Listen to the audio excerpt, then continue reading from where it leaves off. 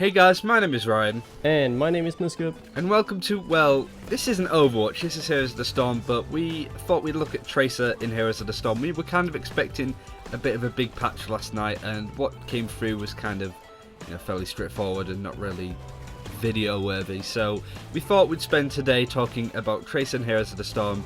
We gave her a good play, or well, Mysca did because he got the Origins edition, and so we thought we'd have a look at it and see what you guys thought. And it's worth definitely mentioning that we haven't played Heroes of the Storm in quite some time, so the gameplay isn't going to be... So Mysca, what can Tracer do in Heroes of the Storm that may be different or similar to what she could do in Overwatch?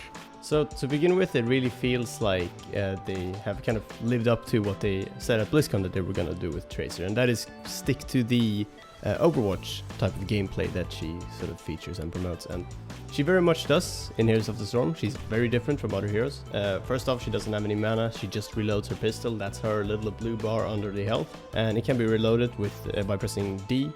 She also has the blink, which is, obviously it's iconic, you can't just skip that. And it works very similar to Overwatch, where it has charges, and each charge takes a little while, and then there's a cooldown if you use them all. It's like 3 seconds or something. As you level up and get to choose your skill build and so on, all of this changes. So all of a sudden you can have more charges. You can regain charges by recalling, which is another ability. Also very similar to Overwatch, except it doesn't heal until the absolute last level. So level 20, I believe that is, yes. Yeah, so you don't actually heal at all, and that's a really big thing. I found myself recalling a lot and realizing that, oh shit, wait, I didn't gain any health, and then just right back into the middle of the fight trying to blink out, but I get, one shot because I'm on 10 health or whatever. But pool spam works very similar to Overwatch, except there are some little variations to it with the heroic upgrade that you get at the normal levels. Yeah, it's definitely worth mentioning that Tracer only has one option for an ultimate, which is the pull spawn. Yes. But later on she can sort of modify it to do different things, to do more damage, to slow enemies, or to charge quicker, I think, at the 3 different versions. Exactly. And yeah. It doesn't have a cooldown, you charge it up over time like you would in Overwatch, which I think is a really interesting take on it, for sure. Yeah, for sure. I mean, what were your kind of thoughts to it, like going into it and just kind of expecting in terms of gameplay? Yeah, I think we sort of had a think when we sort of went through a stage of doing a lot of top 5 videos before the beta came out, of doing a video of heroes we'd like to see in Heroes of the Storm, and we just struggled to think how they would approach certain types of heroes. And I think having, mostly because, every hero has an ultimate in Overwatch, but usually in Heroes of the Storm you have a choice of 2, so what would the other ultimate be? So I think this approach with Overwatch heroes of them just having the one ultimate, but having modifications and variations, doing separate things, sort of going for different builds, I suppose, like some that do more damage, some that are more stun orientated. I can imagine seeing more and more heroes from Overwatch move into Heroes of the Storm smoothly without having too much of a change, I suppose would be the term. Yeah, no, I agree with you. It translates quite well, yeah, and a lot better than I thought it would. I thought it would be not really like a pain to play Tracer in Overwatch, in Heroes of the Storm even, and it definitely wasn't. It took some getting used to, like I said, with the recall and so on, but after a while you kind of get it. I feel like she's a lot more exposed though than she is in Overwatch, because in Overwatch you can blink around the enemy and take out a guy in the back line, and maybe the people in the front